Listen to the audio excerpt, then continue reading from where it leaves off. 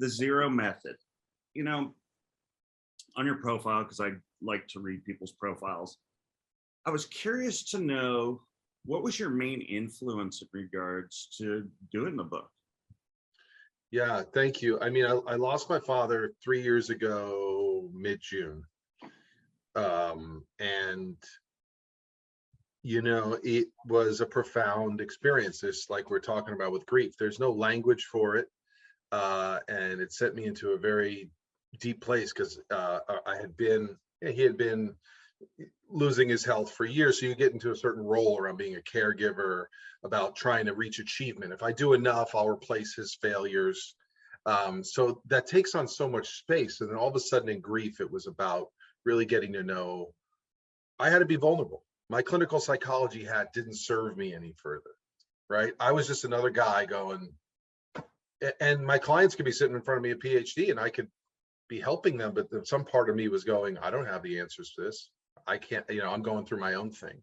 So it led me to reaching out to a lot of different mentorship. It led me to looking for a lot more men in my life with wisdom, a lot more teachers, and learning how to find some of these rituals to where it would be okay to show up and be tearful and not speak. Places where I didn't have to have the answer. And this was I think a real gift for me. And part of that process was I started to carve out 1 or 2 hours a week for writing. And that's something I did in high school.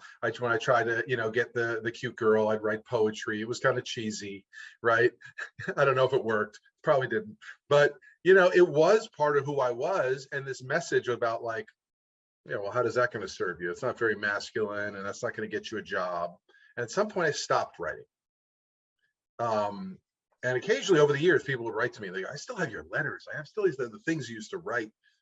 And I used to really put my heart. So it was this gift to myself. And I always joke, my wife used to be like, what's this on the calendar? Is this just your way of getting out to go to the grocery store? But it was my gift of self-care to myself to write. And it didn't have to have a result. And I had to ask for a lot of help. It was taking a class each week. And what some of the teachers helped me with was telling my story, to get away from being the PhD and telling this very intellectual, description of things and getting much more into the heart. And I figured that was a much greater way to reach out to men and connect to men of all levels.